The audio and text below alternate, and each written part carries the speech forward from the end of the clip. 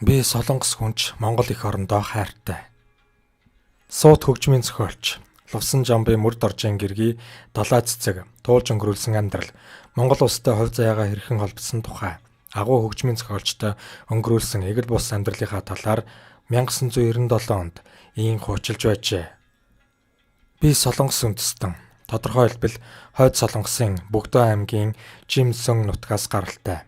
Аав маань хувьсгалын хэрэгт оролцож Японы түрэмгийлэгчдтэй тэмцэж явсан. Япончууд Солонгосыг эзлэх үеэр арга буюу хятадд гарч толгой хорогдох болсон юм билээ. Ингэж манайх хувь заяаны эрхээр Харбинд суух болсон юм. Би 1930 оны 12 дугаар сарын 13-нд Харбинд төрсөн. Би чинь нэг олдсон овог нэрээ 4 удаа өөрчилсөн хүнтэй.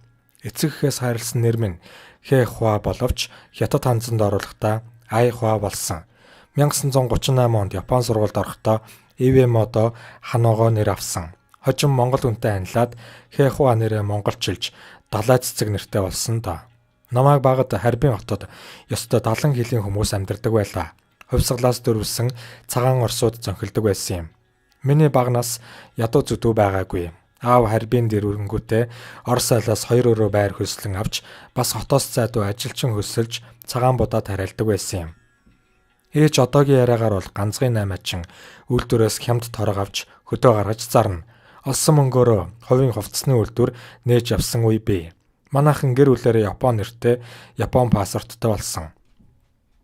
Би бага сургуульд 6, дунд сургуульд 3 жил сурсан. Харбинд Японы квантууны айран байрладаг байсан ч хэн нэгнийг хүчирхийлж доромжлолоо гэх яриа дулдж байгаагүй. Чөлөөлөх дайны үед би 16 нас хүрсэн байсан бөгөөд тэнд сүйдтэй их тулаан болоогүй. Хаяа нэг хүүхэн булаалдаж будалцсан орсуудыг стацвал буун дуу гараагүй. Нэг өглөө Оросын цэргүүд орж ирсэн нь Харбиныг хамгаалах зорилготой байсан юм билээ. Харбины захад байсан квантууны айрамч бууж өгсөн гэж дуулдсан. Намайг 12 настайд аав минь өөд болсон.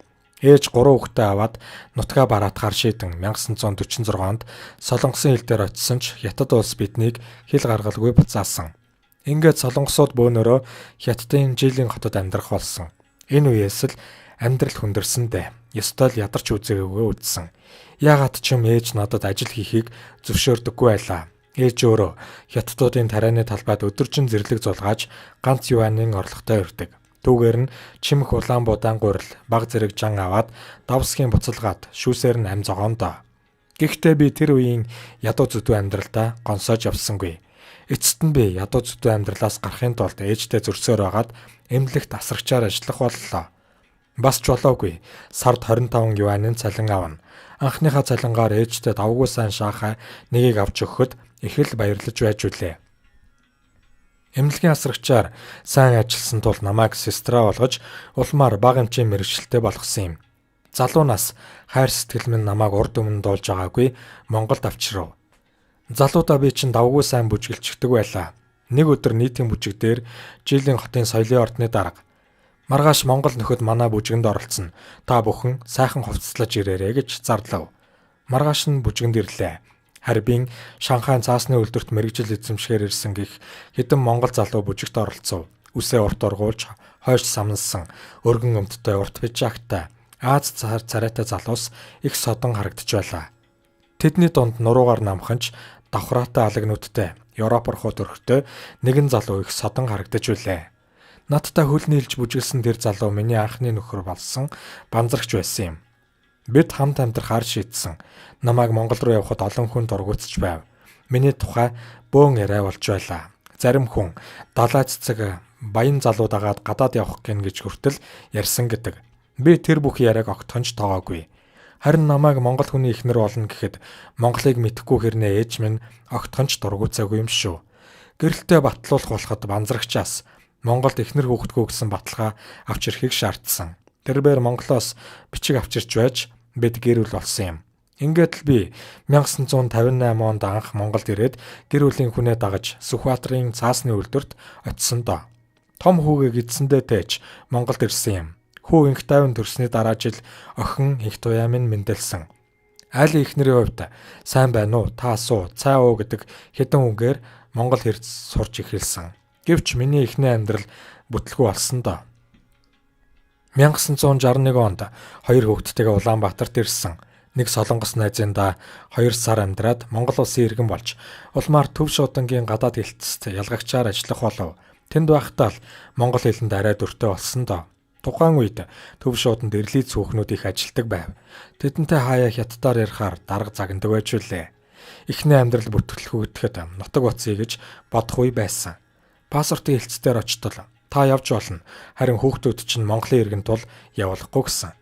Ингээд л би Монголд амьдрахаар зориг шулуудлаа. Тэгээд ч солонгос хүн нэг удаа хадамд гарсан бол эргэж төрхөмдөө очихыг зээрлдэг бичгтэйгүй хуйлтай. Амьдралын бэрхшээлээ ээжээсээ таснуулсан. Захианда дандаа л болж байна, бүтэж байна, сайхан амьдарч байна гэж бичдэг байлаа. 1971 онд Чимэд Доржийн эхнэр бит хоёр Төв шууданд хамт ажилладаг байлаа. Тэр үед Мөрд Доржтойгоо танилцсан. Нэг өдөр найзындаа зочлолтол Мөрд Дорж маань тэнд ирчихсэн халамцуухан сууж байлаа. Тэр шууд л надтай хамт амьдрий гэдгээ хэлсэн. Сонин шүү. Аав маань ээжээс 12 насаар ах.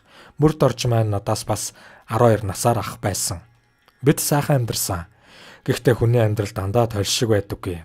Амьдрал ихэндээ хэцүү байсан ч үе бий. Өвгөн хаяа сархад хүртэн. Тэр үед нь энэ хүнтэй хэрэггүй л амьдралаа холболоо гэх бодол төрнө. Аргаа бараад нэг удаа мэргэлдэг хүн дээр очлоо. Үзүүлтэл "Хөөмн чи нөхрөөсөө бүүс ал. Чиний заяаны хань байна" гэж хэлсэн. Үнэхээр ч бид амьдралын сайн сайхныг амталж чадсан. Манай хүн хөгжим зохиохын төлөө л төрсөн юм шиг хүн байсан. Гэр орны ажилд оролцож явсангүй. Ямар таал би хаяа цохолдохдаа чи шувууны мөр зурхаас цаашгүй гэж хэлдэг байж үлээ.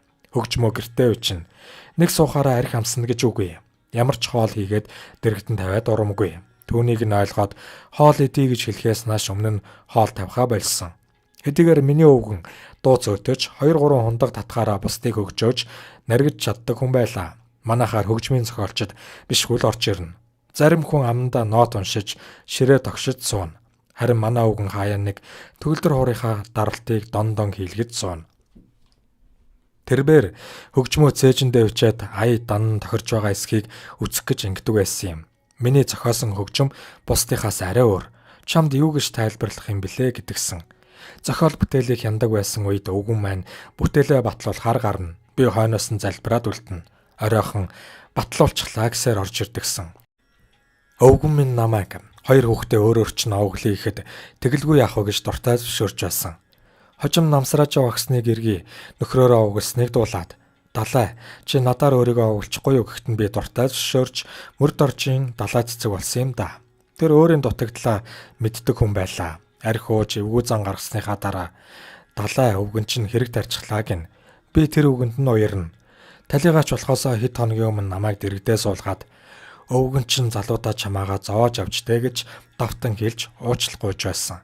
Тэр минь ардын жүжигчин цол сквадрын одан авсныгаа чиний л ач гэхэд нь би их баярлдаг байж үлээ. Би Монгол эх оронтой солонгос хүн. 1991 онд Монголд амьдардаг 4 солонгос эмэгтэйг Сөүлд 10 хоногийн хугацаатай аялуулсан юм. Бүх юм элбэг дэлбэг сайхан байсан ч 2-3 хоноод л Монголоо санаж байгаа юм. Буян тухайд буухад Монголын салхи хичнээн амттай байсан гэж. Ингэхээр Монгол миний эх орон.